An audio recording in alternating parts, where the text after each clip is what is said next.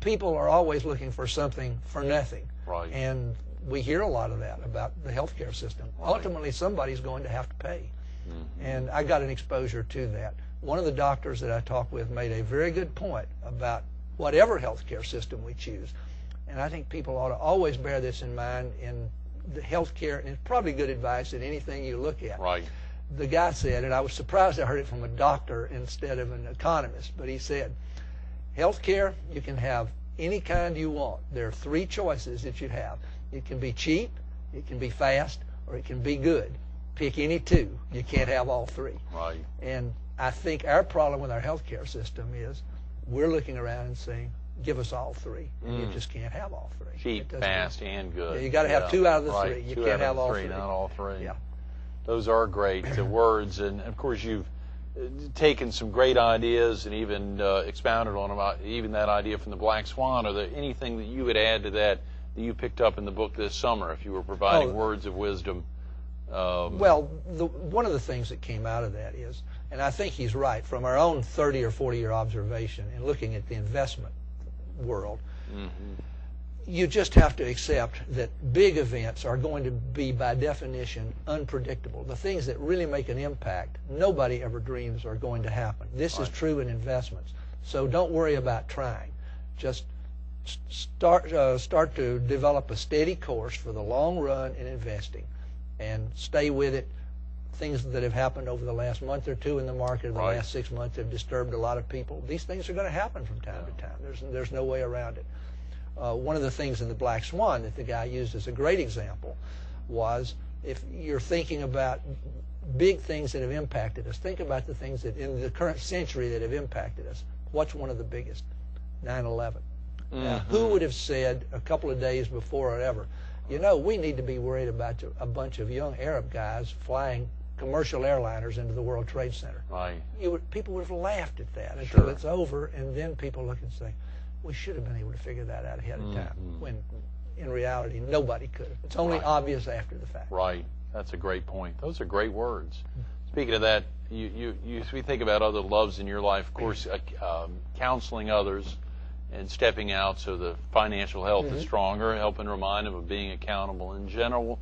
You've got some great loves in life, Gene. What are some of those as we think about the Middle East? I think I saw in highlighting a little bit of your life as we segue. We got about 7 or 8 minutes. Okay. Well, real quickly, of course, you talk about loves in your life. My family has been very, very important to me over the years, and I have 2 children. I have a daughter who has given me 2 wonderful little granddaughters. And she's more of a traditionalist who's married to your daughter Holly. Holly and Holly Quinn, and she's married to an entrepreneur who's been quite successful in Charlotte with his businesses. Yeah. And she's the traditionalist. Her younger brother Charles is far from a traditionalist, and you mentioned the Middle East.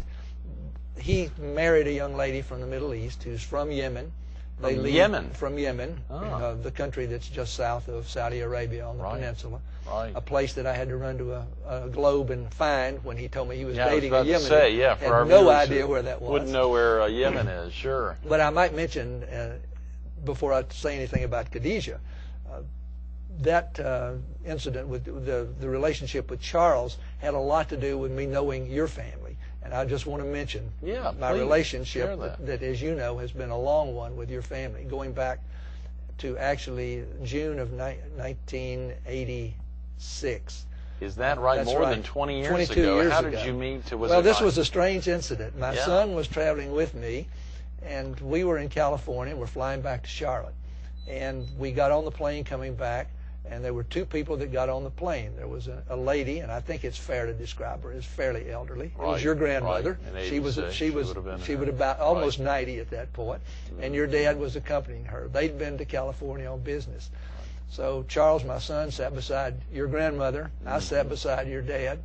We struck up a conversation from L.A. to Charlotte, and we've been good friends ever since. That's right. In fact, I might point out, 4 years later, we stayed in touch. Your dad was on the court in Washington at that point. Sure.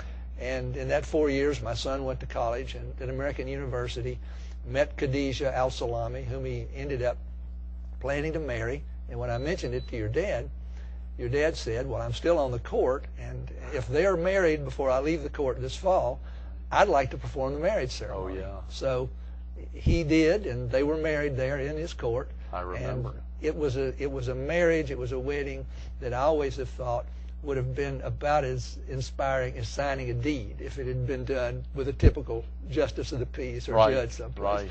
Your dad made it into a very memorable occasion. Yeah. As I recall, you were there and attended the wedding. Yes, absolutely. Very definitely. I do remember that. And then all sorts of things happened. Sure, Ironically, this American had just married a Middle Easterner, and they were married in the morning. We went out, went to a wedding lunch, which you and I attended, and we heard in the car, that was August the 2nd, that Saddam Hussein had just invaded Kuwait. That's exactly that right. very hour, right. That's he had exactly invaded. right. So here we have a young American married to a Kuwaiti woman, and Americans were totally persona non grata. I said Kuwaiti, but Yemeni woman, sure. Americans totally unwelcome in Yemen at that point in time. So it started off with a rocky marriage for them. And, they overcame. Didn't slow anything down. They overcame those obstacles. And they're almost 20 years into their marriage now, and yeah, their 18th year going into, which is tremendous. They moved to Paris, built a life there.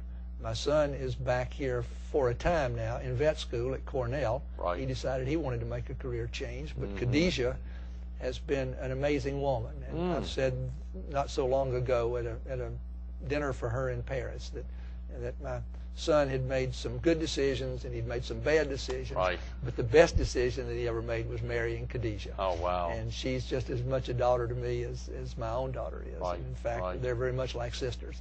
Now that Charles is not in Paris but is spending at least a good bit of time in Ithaca, New York, have you all been able to see each other more? Some, but no more. Are you still traveling to Paris?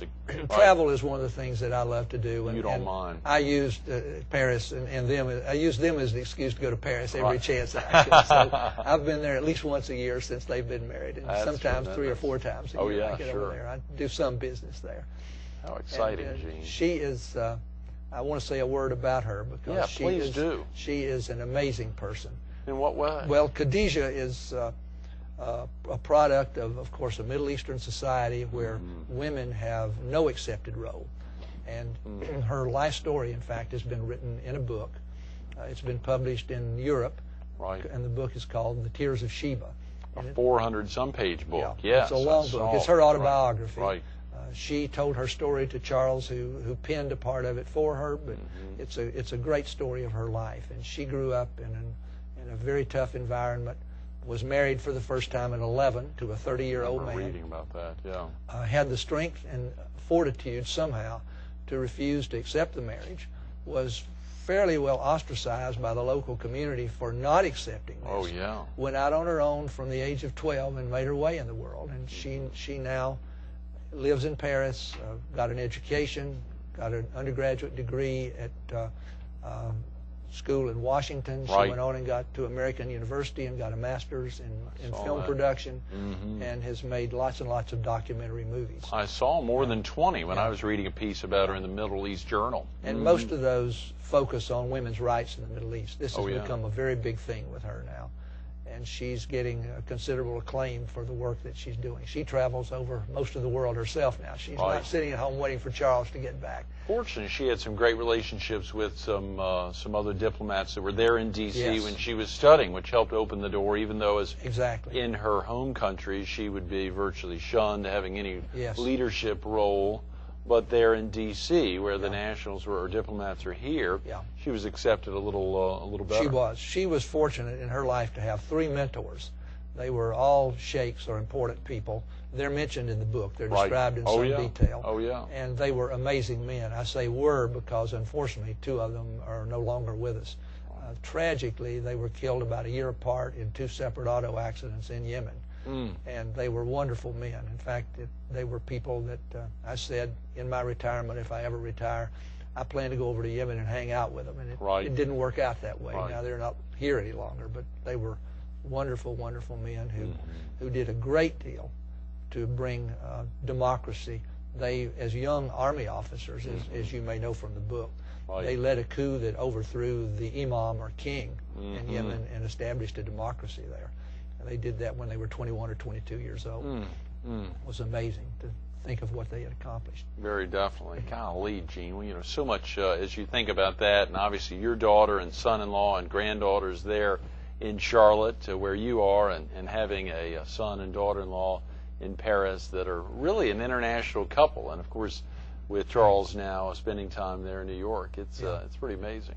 Well, they continue to expect to be international. Their tentative plans are, depending on how the world goes, to perhaps move to Dubai and practice. He might practice veterinary medicine there. That's one of the more up-and-coming parts of the world at the moment. Dubai. Yes, that they have Middle East contacts. Of course. And, that's they speak the language, so it wouldn't be a big problem for them living there. So. What are your plans going forward, Gene? Well, my plans are to continue to work as long as I can. Right. I love serving my clients and working with them. People naturally look at my gray hair and my wrinkles and assume that I retired years ago, but I haven't and don't intend to. What I do hope to do is slow down a little bit and take more time in traveling. But Tom Quinn says, Gene, you always seem to find clients wherever you go. So even if you travel, I expect you'll still be working for CornerCap. Still bringing them in. That's Let's wonderful. hope so. Gene, thanks so much for being with us this morning. I'm sorry we've run out of time. That's all right. It's a pleasure to see you. Thank you very much, Greg. Absolutely. Stay tuned to more Carolina People with Gene Hoots, Chairman of CornerCap Investment Counsel, coming up next. Think about the thrill of growing up in the Triad, going to school in the Triangle, graduating, of course, other than a short stint in Delaware, being back in the Triad, and now in the Charlotte area, loving this great state of North Carolina. Of course, we down here, what is it so special about the Carolinas? What's so special about the Carolinas? You know, we think about his tentacles, which have now stretched out as an international traveler visiting his son and daughter-in-law in Paris, thinking about getting into the Middle East, and all the experiences of working with a tremendous company like RJR, both in its heyday, then as the company changed, and as it's growing back strong and back right there in Winston-Salem. It's a special area. Gene Hoots now in Charlotte.